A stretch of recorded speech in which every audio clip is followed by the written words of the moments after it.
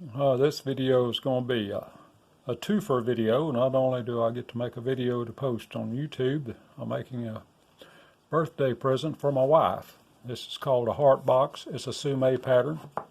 I'll have the data on where the information on where I got that pattern. It's out of a magazine from a few years ago. But this is two Sue Mey patterns in a row I've done, and she does beautiful stuff. This is a heart box. And I'm going to put some candy or something in it and give it to her for her birthday. And that'll be before I post this. She'll already have it by the time I get this posted.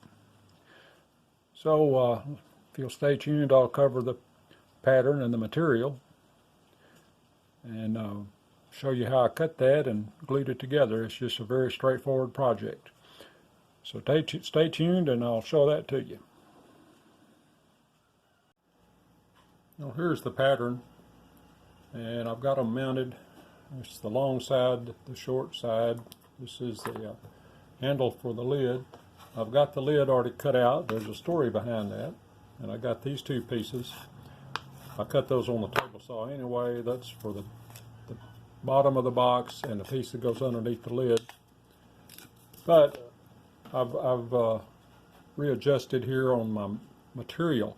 This stuff right here is what I was using for the whole box when I started out. You see these little sections right here.